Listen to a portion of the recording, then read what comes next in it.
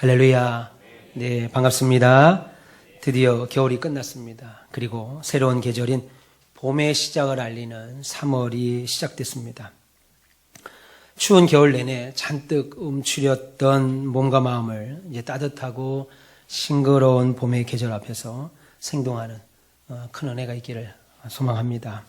이 복되고 거룩한 3월 첫 주의 아침, 이렇게 주 앞에 나와 예배하는 여러분들에게 우리 하나님께서 주시는, 오늘 본문에 나오는 아브라함에게 주셨던 하늘의 신령한 복, 땅의 기름진 복들 한평생 받으셔서 멋쟁이 신자로 사시는 은혜 있기를 축원합니다. 그러면 이 시간 우리 전호자우 성도들 한번 보시면 인사할까요? 승리하고 나오셨습니다. 예, 한 번 더 할까요? 복 많이 받으십시오. 네, 감사합니다. 아브라함은 그의 나이 75세가 될 때 하나님을 만납니다. 75이라고 하는 나이에 하나님을 처음 만난 후에 다시 25년의 세월이 흐른 다음에 아브라함이 평생 가졌던 소원의 응답을 받지요. 바로 아들 이삭을 얻는 겁니다. 그리고 다시 20년 가까운 세월이 지났을 때, 그러니까 인생에 처음 하나님을 만나고 약 45년이 지난 어느 날 하나님께서 아브라함의 이름을 부르시며 다시 찾아오셨습니다. 물론 하나님이 45년 전에 처음 만나시고 45년 동안 아무 교제도 없고 왕래도 없다가 느닷없이 갑자기 찾아오신 것은 아닙니다.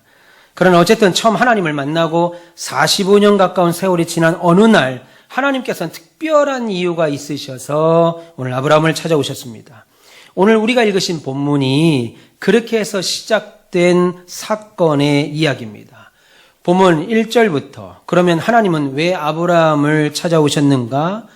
하나님이 아브라함을 찾아오신 목적이 무엇인가를 밝히며 시작하고 있습니다. 본문 1절에 하나님이 아브라함을 시험하시려고 그를 부르시되 아브라함아 하시니 그가 이르되 내가 여기 있나이다 라고 했습니다.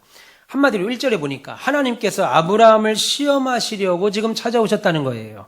그런데 여기서 하나님이 시험하시려 할 때의 시험이라는 말은 우리가 흔히 알듯이 사단 마귀가 우리를 꼬드기어서 어떤 유혹을 하거나 미혹을 해서 우리를 어느 구렁텅이로 몰아넣는 그런 부정적인 의미의 시험이 아니고, 오늘 말씀의 제목으로 우리가 바꾸어 설명하면 하나님이 지금 아브라함을 시험하러 오셨다, 아브라함을 시험하셨다는 말은 하나님이 아브라함에게 확인하고 싶은 것이 하나 있었다 이겁니다. 하나님이 아브라함에게 확인하고 싶은 것이 있으셔서 하나님께서 아브라함에게 이것만큼은 내가 좀 확인해 봐야 되겠다, 아브라함에게 이것만큼은 좀 내가 알아봐야 되겠다 하고 싶은 것이 있어서 아브라함에게 지금 찾아오셨다는 말입니다. 그래서 하나님이 아브라함아 라고 부르니까 아브라함이 예, 제가 여기 있습니다, 말씀하소서 라고 대답하죠. 그러자 하나님은 곧바로 기다렸다는 듯이 아브라함에게 확인 작업을 시작하십니다. 오늘 읽으신 본문의 내용을 자세히 보시면 하나님께서 대략 3가지의 시험, 곧 3가지를 확인하고 계시는데, 그렇다면 하나님께서 아브라함에게 확인하시고 싶으신 것이 무엇인지 오늘 새로운 달, 새로운 계절의 시작을 알면서 3월 첫 주 2부 예배를 하면서 새롭게 도약을 하시고 복받기를 꿈꾸는 우리 교회와 저 여러분들에게 하나님께서 우리에게 확인하고 싶으신 것이 무엇인지 하나님 말씀을 선포할 때 깨달으셔서 그것들을 소유함으로 큰 복 받으시는 넉넉한 복의 근원의 소유자 되시기를 주님의 이름으로 축원합니다. 그러면 하나님께서 오늘 아브라함에게 첫 번째로 확인하고 싶으신 것이 있으셨습니다. 그래서 아브라함을 시험하셨다는 거예요. 그것이 본문 2절입니다. 본문 2절에 여호와께서 이르시되 네 아들 네 사랑하는 독자 이삭을 데리고 모리아 땅으로 가서 내가 네게 알려준 한 산 거기서 그를 번제로 드려라 라고 하는 거였습니다. 다시 말해서 이 말이죠. 야 아브라함아, 너한테 아들 있지? 아들 이삭 있지? 네. 그 이삭이 너에게 얼마나 귀한 아들인지, 네가 100세에 낳았으니까 얼마나 사랑하는 아들인지 내가 잘 알지. 내가 잘 안다. 그래서 하는 말인데, 하나님 하시는 말씀이죠. 그래서 하는 말인데, 예, 말씀하세요. 네 아들 그 독자 이삭을 나한테 번제로 좀 바칠래? 내가 너에게 지시하는 한 땅으로 가서 거기서 네 아들을 제물로 잡아서 나에게 내놔. 지금 이렇게 말씀하는 겁니다. 그것이 보면 2절이에요. 그러면 이 말을 들은 아브라함은 어떻게 했냐는 겁니다. 번제를 바치라. 여러분, 번제는요, 그냥 단순히 아들 신학교 보내라는 말이 아닙니다. 아들 신학교 보내서 한평생 주를 위해서 살라는 말이 아니라 제단 위에 올려서 팔과 다리를 다 자르고 각을 떠서 피를 내고 다 태워 죽이는 거예요. 그거를 지금 하라는 거예요. 하나님께서 2절에 아브라함을 향해서 이런 시험을, 이런 명령을 딱 던지시고 곧 이어서 나오는 말이 무엇이에요? 보면 3절입니다. 아브라함이 아침에 일찍 일어나 나귀의 안장을 지우고 두 종과 그의 아들 이삭을 데리고 번제에 쓸 나무를 쪼개어 가지고 떠나 하나님이 자기에게 일러주신 곳으로 갔다, 이 말입니다. 하나님이 명령하니까 그렇게 하기로 하고 갔다는 거예요. 2절에서 하나님이 내가 지시하는 곳으로 가서 네 아들, 내가 사랑하는 네가 사랑하는 아들 이삭을 잡아서 내놔라 하셨는데 곧바로 이어서 나오는 말씀이 아브라함이 하나님 말씀하신 대로 이삭을 하나님께 바치러 아침 일찍 일어나서 길을 떠났다는 겁니다. 여러분, 그런데 우리가 제가 어릴 때부터 들었던 하나님의 말씀은 이런 것이었어요. 이렇게 하는 아브라함을 보면서 성도들이 어떤 마음을 듣습니까? 이렇게 하는 아브라함을 보면서 성도들이 아브라함의 이 모습이 얼마나 감동적이고 얼마나 극적이고 얼마나 멋있고 얼마나 부러운지 몰라요. 예수 믿으면 이 정도는 믿어야지. 우리가 이런 장면을 보면요, 목사님들이 막 부흥 강사들이 이런 말씀을 막 설교하면 아브라함이 한 것처럼 막 우리도 그런 결심을 하고 싶고 막 그런 결심을 하려고 기도합니다. 거봐라, 저 정도 하니까 아브라함이 믿음의 조상이 되지. 그러니까 아브라함은 그런 복을 받지. 저 정도는 최소한 아들 정도는 바쳐야 복을 받지. 그러니까 우리도 아브라함처럼 하나님께서 무슨 명령을 하시든 무슨 말씀을 하시든 어떤 말씀이 떨어지든지 벌떡 일어나 순종하는 길로 갑시다. 그렇게 결심을 합니다. 그래서 구호를 외치죠, 교회들마다. 순종합시다, 순종합시다, 순종합시다. 표정이 왜 그래요? 그래야 되는 거 아니에요? 순종합시다, 순종합시다, 순종합시다. 여러분 표정이 안 밝은데? 그럼 여러분, 아브라함이 정말 그랬을까요? 아브라함이 정말 그랬겠냐는 거예요. 아브라함이 하나님께 아들 이삭을 바치라는 명령을 딱 듣고 자기 방에 내일은 먼 길 떠나야 되니까 일찍 좀 자야 되겠다. 방에 들어가서 안방에 들어가서 밤새 코 골고 푹 자고 눈 떠보니까 날이 밝았으니까 건너방에 있는 이삭에게 가서 야 이삭아 일어나라 일어나라 가자 하나님이 하라고 했으니까 죽여야지. 일어나 가자 하나님이 바치라고 했으니까 죽어야지. 가자 일어나자. 그렇게 떠난 길이어서 그것이 아브라함의 신앙의 위대함이냐는 거예요. 마치 로트에게 소화기 쥐어주고 헐헐 불타는 건물을 향해서 이거 가지고 들어가 빨리 불을 꺼 프로그램 하면 아무 생각 없이 소화기를 들고 터벅터벅 불타는 건물 안으로 들어가는 것처럼 로버트가 그렇게 하는 것처럼 아브라함도 지금 그랬다고 생각하시냐는 거예요. 만약에 아브라함이 그 하나님의 명령에 아무 고민도 아무 원망도 아무 불평도 없이 그냥 하나님이 하라고 했으니까 해야지. 하나님이 주신 이도 하나님이시고 취하시는 이도 하나님이니까 당연히 언제든지 하나님 달라면 내놔야지. 아멘. 그렇게 하고 된 일이라면 아브라함은 하나님의 말씀에 순종하고 하나님 말씀을 경외하는 경건한 하나님의 종이기 전에 온전한 정신의 사람이 아닙니다. 아브라함은 하나님을 경외하는 경건한 신자이기 전에 자식 키우는 아버지가 아니에요. 불가능하다 이겁니다. 불가능하다. 오히려 틀림없이 그 말이 떨어졌을 때 하나님이 아들 이삭을 바치라 라는 말이 떨어졌을 때 다음 날까지 반드시 저는 밤을 샜을 거라고 생각합니다. 그 말씀이 떨어지는 순간부터 온갖 복잡한 생각들이 머리에 꽉 차겠죠. 하나님 이러려고 아들을 주셨나? 이럴 거면 처음부터 안 주지. 이럴 거면 처음부터 못 알아주셨지? 이랬다가 어떻게 저놈을 내가 죽여. 차라리 내가 죽고 말지. 저놈이라도 며칠 더 살고 말 안 듣는 나라도 내가 대신 죽는 게 낫지. 이렇게 생각했다가 아니다. 저놈 죽이지는 차라리 저놈 데리고 멀리 도망가자. 모리아산 반대쪽으로 도망가서 하나님 나 찾을 때까지 며칠은 못 찾겠지. 거기 가서 살다가 내 아들하고 둘이 살다가 하나님이 우리 둘 다 벌로 죽일 때까지 살다가 그렇게 있자. 이런 생각을 했다가 아니지. 내가 장로인데 집사인데 내가 목사인데 이렇게 불경스러운 말을 해? 불경스러운 생각을 해? 하나님이 누구신데 그런 생각을 해? 이런 두려운 마음도 들었다가 온갖 밤새 원망, 불평, 염려, 두려움, 걱정 온갖 잡스러운 생각이 아브라함은 머리에 꽉 찼을 겁니다. 밤새 잠 한숨 못 잤을 거예요. 여러분 표정이 목사님 성경에도 없는, 지금 성경에 그런 말이 없는데 왜 혼자 목사님 상상을 하십니까? 그럴까요? 여러분 이것은 저의 상상이 아니에요. 그러면 왜 성경에 이런 말이 기록이 없을까요? 여러분 이것은 정상적인 사고력과 정상적인 생활을 하는 사람이라면 누구나 할 수 있는 것이고 자연스럽게, 아니 잠깐만 돌이켜서 생각해보고 그것이 내 문제라고 하겠습니다. 그것이 여러분 문제입니다. 그리고 여러분들이 그 상황에 들어가 있다고 하면 누구나 자연스럽게 드는 생각입니다. 여러분 예배당을 질 때 여러분들 아파트를 내놔서 헌금하시고 아파트를 내놓으십시오. 사요나라. 제 전화도 안 받고 핸드폰 번호 다 싹 바꿀 겁니다. 여러분 집 하나 바치는 것도 못하는데 아들을 바치라. 그런데 밤새 아버지가 코 골고 눈 뜨자마자 해 떴으니까 이사가 가자. 하나님 바치라니까 가자. 그랬을 것 같습니까? 절대로 그렇지 않아요.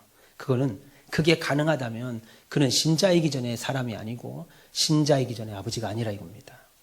여러분의 자녀가 넘어져도 밤새 마음이 아프죠. 나쁜 죄를 져서 여러분 자녀들 회초리를 때려도 저는 잠을 못 자요. 맞은 아들들은 들이들이 자면서 아들들은 이렇게 자는데 때린 저는, 회초리를 댄 저는 잠을 못 자더라고요.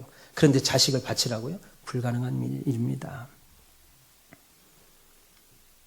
그래서 기록하지 않은 거예요.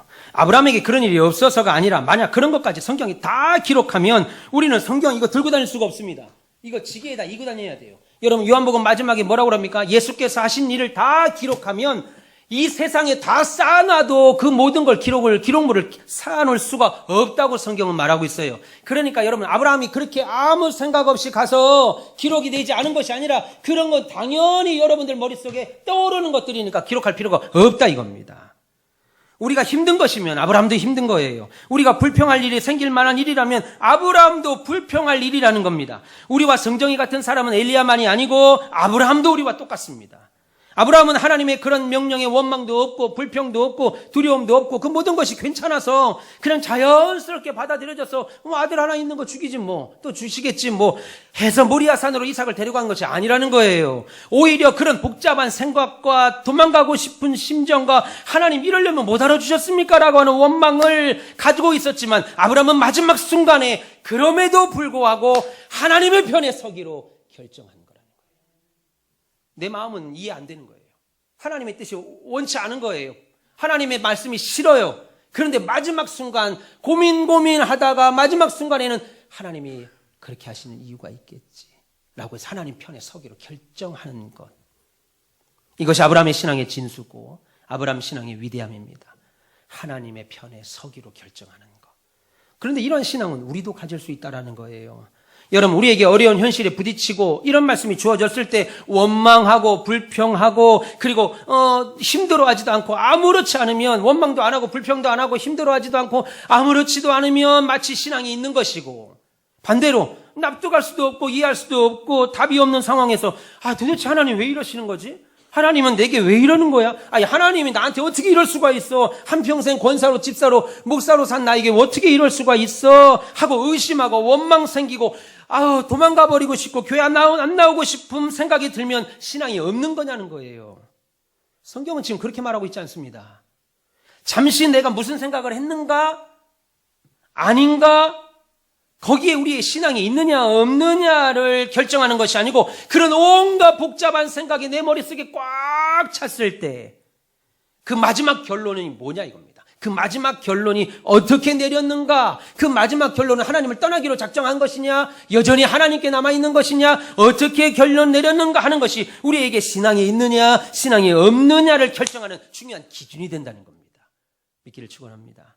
사랑하는 아들이 신앙에 열심히 있습니다. 교회 열심히 잘 다녀요. 우리 중고등부 아이들이. 그런데 어느 날 중고등부 수련회를 갔는데 며칠 후에 익사사고로 시체로 돌아옵니다. 실제로 제가 있었던 경험했던 거예요. 그런데 그의 아버지 집사님이 어머니 집사님이 하나님이 주시니까 하나님이 가져가시지 뭐. 가자. 장례 치르러 가자. 기쁨으로 가자. 그러면 신앙이 있는 것이고 이거 예수 괜히 믿었네. 괜히 예수 믿어가지고 우리 애 죽였잖아. 이런 생각하면 믿음이 없는 것이냐는 거예요. 제가 오래전에 한 교회 부교육자로 있을 때 한 집사님이 저를 찾아왔습니다. 그리고 저에게 이렇게 말합니다. 목사님, 기도해도 바뀌는 것도 없고, 일은 자꾸 꼬이기만 하고, 아이는 가출해버리고, 경제적으로도 다 망해서 도저히 출구가 없습니다. 어떻게 해야 될지 알 수가 없습니다. 여기서 더 이상 나빠질 것도 없습니다. 그래서 목사님, 저 이제 교회 그만 다닐랍니다. 하나님이 있는지도 없는지도 잘 모르겠습니다. 그냥 죽고 싶습니다. 아니, 지금 오늘이라도 저 죽을 수도 있습니다. 근데 마지막에 하는 그 말이 제 마음을 꽉 잡아서 지금도 20년 가까이 지났는데 지금도 잊지 않습니다. 저한테 뭐라고 하시는지 알아요? 그러면서 하시는 말씀이, 그런데 목사님, 재수 없이 예수까지 믿어가지고 죽을 수도 없습니다. 저는 그날 그 집사님의 이야기를 한참 들어주고 그분은 집으로 돌아갔습니다. 그리고 한 3주 정도 교회 안 보이시더라고요. 그런데 한 달 정도 지났을까? 새벽 기도를 하는데 저 기둥 뒤에서 그 집사님이 새벽에 나와 눈물을 쏟으며 하나님을 붙잡고 매달려 기도하는 모습을 봤습니다. 목사님, 나 이제 교회 그만 다닐랍니다. 하나님이 있는지도 없는지도 모르겠습니다. 그렇게 말했으니까 그 사람은 신앙이 없고, 그런 상황에서도 집사님, 집사가 돼서 뭐 그런 소리를 합니까? 죽겠다니요. 하나님의 뭐 그런 말을 합니까? 라고 그런 상황에서도 아무 말 없이 하나님 걸 찬양해야만 신앙이 있는 것이라는 거예요. 아니죠. 그런 말이 터져나올 수밖에 없는 상황이지만, 그래서 그렇게 내 생각대로 다 해버리고 싶지만, 교회 나가고 싶지도 않고 신앙 갖고 싶지도 않고 하나님에 대하여 아무 기대도 없이 살고 싶지만, 그러나 그럼에도 불구하고 하나님의 편에 서기로 마지막은 그렇게 결론 내리는 것, 그것을 가리켜서 신앙이라고 하는 겁니다. 그걸 가리켜 믿음이라고 하는 거예요. 그 집사님 자살하지 않았습니다. 그 집사님 교회 떠나지 않고 그 교회 지금 권사가 되셨어요. 그것을 믿음이라고 하는 겁니다. 믿음, 신앙이라고 하는 거예요. 오늘 아브라함의 신앙의 위대함은 바로 여기에 있습니다. 그러면 어떻게 그럴 수 있느냐는 거예요. 어떻게 그럴 수 있지? 하나님이 나에게는 현실적으로 축복이 아니라 언제나, 오히려 분노가 되는 그런 상황을 주셨는데, 아브라함은 왜 그 집사님은, 왜 여러분들은 이 시간에 나와서, 왜 저는 이 시간 목회를 하면서 언제나 마지막 결론은 힘들고 어렵지만 이해 안 되지만 하나님 편에 서기로 결정하느냐 이겁니다. 그것은 한 가지 이유 때문에 그래요. 그것은 마음이 갑자기 독해져서도 아닙니다. 어금니 꽉 깨물고 한번 버텨보자, 이거 아니고, 이판사판이다, 이래도 죽고 저래도 죽는 거 신앙 있는 소리라도 한마디 하고 죽자, 아닙니다. 하나님에 대한 믿음 때문입니다. 하나님에 대한 절대적인 믿음. 이해 안 되죠? 용납 안 됩니다. 받아들일 수도 없습니다. 그런데 하나님에 대한 믿음 때문에 하나님은 결국 우리 교회를 좋게 하신다는 하나님에 대한 믿음 때문에 교회 떠나지 않기로 하고, 믿음 버리지 않기로, 답이 없어 보이지만은 답이 없는 내 삶에도 그냥 신자의 길을 묵묵히 가기로 결정 내리는 거예요. 하나님 때문에. 하나님이 오늘 아브라함에게 첫 번째로 확인하고 싶으신 것이 바로 이거였습니다. 그리고 오늘 이 시간 2부 예배 자리에 나온 저와 여러분들에게, 내일 연휴인데 여행 안 가시고 이 시간 예배 나오신 저와 여러분들에게 날마다 확인하고 싶으신 것이 바로 이거예요. 너는 그런 상황에서도, 너는 네가 처한 그런 상황에서도 언제나 마지막 결론은 나 여호와 하나님 편에 서기로 결론을 내리는 사람이냐? 너는 나에 대한 믿음과 신뢰 때문에 그 지경에서도, 그 어려움에서도 하나님 편에 서기로 결론을 내리는 사람이냐? 이것을 하나님이 아브라함에게서 확인하고 싶으신 거예요. 그리고 마찬가지로 2025년 새로운 봄의 계절 3월 첫째 주에 3월을 시작하는 저와 여러분들에게도 확인하고 싶은 겁니다. 그렇게 해서 이루어진 것이, 그 확인하고 이루어진 것이 3절에 나오는 아침 일찍 아브라함이 아들 이삭을 데리고 모리아 산으로 출발한 거예요. 이해는 안 됩니다. 아브라함은 이해는 안 됩니다. 하나님이 왜 이렇게 하시는지, 100세에 나에게 주신 이 사랑하는 아들을 왜 죽이라고 하는지 이해 안 됩니다. 그러나 결론은 하나님이 그렇게 하신 이유가 있겠지. 하나님 편에 서기로 작정하고 움직인 결과 3절, 그 아침에 아들을 데리고 모리아 산으로 출발하는 거지요. 아브라함은 이렇게 함으로 하나님의 첫 번째 시험에 통과한 거예요. 하나님께서는 지금도 우리에게 이것을 확인하고 싶어 하십니다. 우리에게 자주 우리가 그런 사람인가? 여기 서 있는 최 목사가 그런 사람인가? 우리 장로님들이 그런 분들인가? 우리 권사님들이, 여러분들이 그런 사람인가를 확인하고 싶어 하셔요. 그래서 우리에게 자주 우리가 그런 사람인가? 그래서 아브라함은 이 첫 번째 시험을 통과한 거죠. 여러분들도 하나님이 여러분 인생에 찾아오셔서 자주 던지시는 이런 시험에 믿음으로 통과하시기를 주님의 이름으로 축원합니다. 그리고 이제 아브라함은 아침 일찍 나귀 2마리에 제사 때 사용할 나무를 가득 싣고 이삭과 오늘 성경에 보니까 몸종 2명과 함께 길을 떠납니다. 그리고 그렇게 3일 길을 가요. 그런데 이상한 장면이 나옵니다. 하나님이 3일 동안 한마디도 안 하시는 거예요. 내가 하나님이라면 그 아침에 짐 꾸리고 떠나는 강윤정 집사님, 길을 떠나는 집사님에게 하나님이 아침 일찍 일어나서 잘했다. 아이고 잘했다. 강 집사야 잘했다. 잘한 거야. 이 한마디만 하면 가는 길이 좀 수월할 텐데 지금 짐을 싸고 출발하는데 한 말씀도 안 하세요. 아무 말씀도 안 하십니다. 그렇게 3일 길을 갑니다. 여러분 아브라함이 어떤 마음으로 갔겠어요? 3일 길을. 3시간 길이라면 그나마 덜 고민하겠죠. 3일 길은요, 가면서 갈까? 계속 갈까? 도망갈까? 갈까 말까? 어떤 마음을 갖겠어요? 그렇게 3일 길을 갔는데 이상하게도 하나님은 3일 동안 한마디도 하지 않습니다. 그렇게 3일 길을 가서 이삭을 하나님께 이삭을 바치라고 한 모리아산 밑으로 딱 도착했습니다. 그렇게 도착하고 오늘 본문 5절에 보니까 모리아산 밑에서 아브라함이 나귀에 실었던 나무 짐들을 아들 이삭에게 옮겨지게 합니다. 그리고 나무와 짐을 실은 짐승과 몸종 2명은 산 아래 있게 하고 아브라함과 이삭 둘이만 모리아 산으로 올라가지요. 이렇게 자기가 올라가 죽을 그 나무를 등에 지고 올라가는 아들 이삭과 잠시 후에 자기의 생명보다 귀하게 여기는 사랑하는 내 아들을 죽일 칼과 그 몸을 태울 불 항아리를 가지고 올라가는 아브라함 2명만 올라가는데 여기까지도 하나님이 아무 말씀하지 않습니다. 결국 산 위에 다 올라갔습니다. 여러분 아브라함이 이삭에게 뭐라고 얘기하겠어요? 야 날씨 참 좋다. 너랑 오니까 여기 너무 좋다. 여기 봐봐라 여기 봐봐라 너무 좋다. 이 얘기하고 올라갔겠어요? 한마디도 안 하고 올라갔을 겁니다. 그 길이 얼마나 길었겠어요? 최소한 하나님이라도 나타나서 무슨 얘기라도 하셔야 되는데 하나님도 한마디도 안 해. 아버지도 한마디 안 해. 이삭도 한마디. 눈치챈 거죠. 지금 분위기가 뭔가 싸하다. 항상 올라가던 그거 아니다.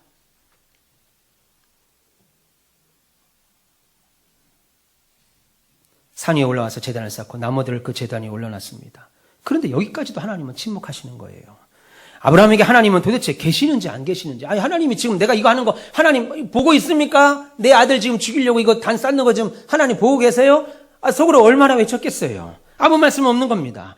아브라함에게 하나님은 계시는지 안 계시는지, 도대체 내 심정을 지금 알고 있는지, 우리가 지금 이 땅에서 살고 있을 때 내가 이렇게 어려움을 당하고 있는 거, 이런 서러움을 당하고 있는 거 아시는지 하나님이 전혀 말씀이 없다 이겁니다. 그리고 이제 아브라함이 자기의 아들 이삭을 산채로 잡아서 팔과 다리를 묶고 제단 위에 올려놓습니다. 이때까지도 하나님은 어떤 사인이 없어요. 어떤 말이 없습니다. 아브라함이 드디어 칼을 뽑습니다. 그리고 아들 이삭을 위해서 죽이려고 내려오는 칼을 듭니다. 여러분 성경에 보면 이삭이 죽일까 말까, 우리 아버지가 저 어릴 때 우리 남매를 야단칠 때 너 잘못했다고 해. 셋 칠 때까지 해. 저는 하나에 합니다. 하나 하면 바로 죄송해요. 잘못했어요 아버지. 그리고 우리 여동생은 최씨 딸이잖아요. 강해. 대답 안 해. 오빠가 한 건데 왜 내가 맞아야 돼? 그럼 가만히. 아버지가 하나, 셋을 동안 잘못했다고 해. 둘 반, 둘 반의 반. 아버지가 안 때릴 거 알고 있는 거죠, 우리 여동생은. 그래, 때려라. 네 딸 맞지? 내가 내 딸 맞냐? 때려라. 그럼 우리 아버지는 빨리 얘기를 해야 되는데, 셋 안에 하기로 말은 했는데, 둘 반의 반, 둘 반의 반에. 우리 아버지가 나중에 미안하다고 해줘. 지금 아브라함이 이삭을 놓고 칼을 들고, 하나님 나 죽입니다. 나 죽여. 보시죠. 죽여. 하나, 죽여. 아니고, 히브리서에 보면, 아브라함이 이삭을 죽이면 하나님이 반드시 살릴 것을 믿고 칼을 내리꽂는 거예요. 내리꽂는데 본문 12절 보세요. 하나님이 그제서야 하나님이 급하게 나타나셔서 아브라함을 부르면 말합니다. 아브라함아, 네 아들에게 손대지 마라. 아무 일도 그에게 하지 마라. 그게 오늘 본문 12절이죠. 근데 이것도 대단히 잘못된 번역입니다. 마치 전설의 고향처럼 아브라함아, 네 아들 독자에게 손대지 마라. 이미 손댔으면 어떡할 거예요? 난 어릴 때 이 이야기를 전사님 통해서 들을 때 아브라함이 120세예요.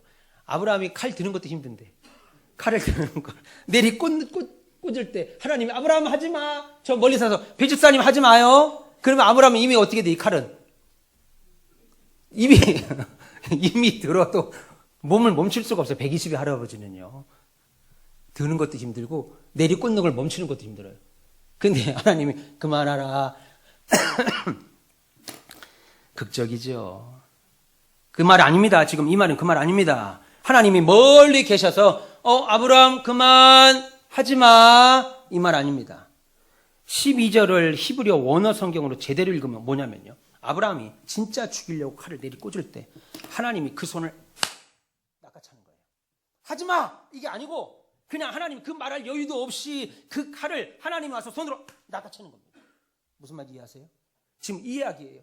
아브라함아 하지 마. 그만해. 아니고 손으로 팍 낚아채는 겁니다. 아브라함도 놀라고 하나님도 놀라는 만큼 이삭도 놀라는 만큼 손으로 낚아채는 거예요. 오늘 하나님께서 아브라함에게 확인하고 싶은 것 두 가지가 바로 두 번째가 이거였습니다. 너는 그렇게 믿음으로 결정했니? 그렇게 하나님 편에 서기로 결정했어? 그러면 그 결정한 것을 실제 그렇게 실행하는 사람이냐 이겁니다. 너는 정말 믿음으로 확신한 일이라면 내가 주일 성수 잘해야지. 내가 하나님께 헌신해야지. 전도해야지. 사랑해야지. 내가 하나님께 헌신해야지. 그렇게 마음을 먹었다면 목사님 말씀대로 내가 그렇게 살아야지 라고 먹었다면 그 결정한 것들을 실제 그렇게 실행하는 사람이냐 이겁니다. 그게 하나님이 우리에게 두 번째로 확인하고 싶은 거예요. 순종합시다. 멋진 구호와 비장한 각오가 언제나 믿음은 아닙니다. 저는 하나님께서 아브라함아 네 아들에게 손대지 마라 라고 하는 말을 할 때 제가 내내 말씀을 준비하면서 생각했습니다. 그럴 때마다 아브라함아 하는 그 음성이 제게 이렇게 들려요. 아브라함아 됐다. 잘했다. 아주 잘했다. 그래 잘했다. 이렇게 들려요. 여러분 하나님은 우리가 멋진 구호와 때로는 각오로 때우는 사람이 아니라 실제 우리의 손과 우리의 발로 실제 우리의 삶으로 너는 정말 그 믿음이 네가 믿음으로 결정한 그 결정대로 그렇게 하는 사람이냐 그렇게 사는 사람이냐 그렇게 행동하는 사람이냐 확인하고 싶으셔서 우리 교회를 시험하실 때가 있다고요. 그렇게 진짜 하는 사람이냐 하나님 편으로 서기로 결정했습니다. 그런데 그렇게 실제로 결정했으면 그렇게 사는 사람이냐 시험한다고요. 그래서 하나님께서는 우리에게 네가 나를 그렇게 믿고 있다고? 너는 그렇게 믿는 자라고? 너는 나를 위해서 목숨 내놓을 수 있는 그런 사람이라고? 그러면 눈으로 내가 확인할 수 있도록 확인하고 싶으실 때가 하나님이 계시다는 거예요.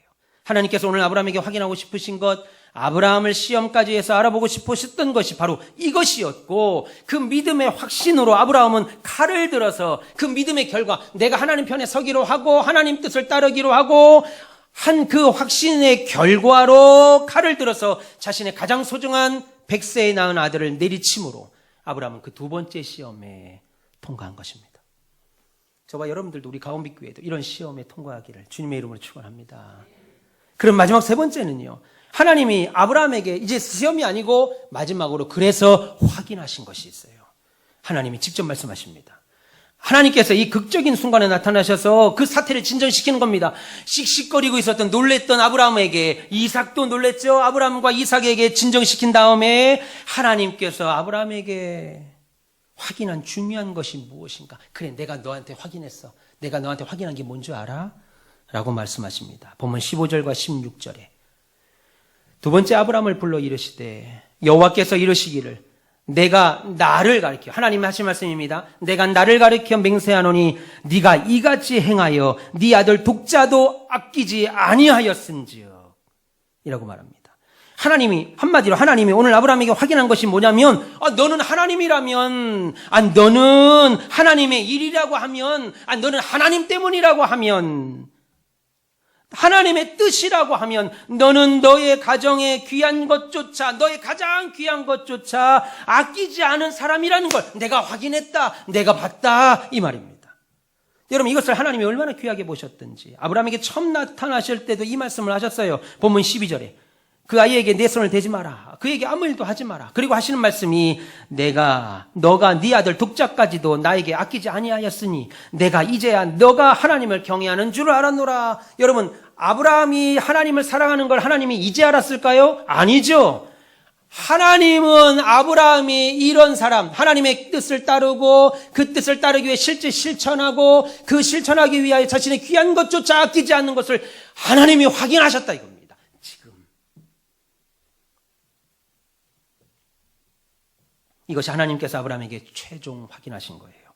하나님이라고 하면, 하나님 때문이라고 하면, 하나님 뜻이라고 하면, 하나님의 일이라고 하면, 하나님 말씀이라고 하면, 하나님이 원하시는 일이라고 하면 너는 너의 가장 귀한 것까지 아끼지 않는 사람이다. 너는 그런 사람이라는 것을 내가 지금 다시 확인했다. 저는 이것을 가리켜 헌신이라고 말하고 싶습니다. 교회는 이런 헌신자들로 세워지는 곳이에요. 헌신은 투자와는 다릅니다. 여러분, 투자가 뭐예요? 겉으로 볼 때는 아끼지 않고 내놓는 것이죠. 어떤 일을 투자합니다. 그런데 손해보고 각오하고 아끼지 않고 내놓는 거예요. 그게 투자입니다. 그래서 헌신과 투자는 외형적으로는 똑같아요. 그런데 헌신과 투자는 내가 아끼지 않고 내놓는 동기와 목적이 전혀 다르다 이겁니다. 내가 이렇게 아끼지 않고 드리는 것에 어떤 조건이 있습니다. 이건 내가 드리면 내게 뭐가 생기는데, 이건 내가 하면 이건 나에게 뭐 유익이 생기는데, 그러면 투자죠. 그러나 조건 없이 아끼지 않고 내놓는 거, 드리는 거, 이것을 헌신이다라고 말합니다. 그러니까 결국 헌신의 본질이 뭐겠어요? 바로 사랑이죠. 하나님은 아브라함이 나를 사랑하는지를 확인하고 싶은 거. 하나님은 여러분들이 오늘 2025년 3월 첫째 주일에도 여전히 하나님을 사랑하는지 확인하고 싶다 이것입니다. 왜 부모가 자식에게 아끼지 않고 줘요? 사랑하기 때문이죠. 성도가 교회를 위해서 헌신하는 것은 교회를 사랑하니까 그러는 거예요. 여러분, 사실 자기 아들을 아끼지 아니하고 내놓은 것은 아브라함이 처음이 아닙니다. 가장 먼저 아들을 아끼지 않고 내놓으시는 분은 창세기 3장에 아담과 하와가 타락한 이후에 하나님 자신이셨어요.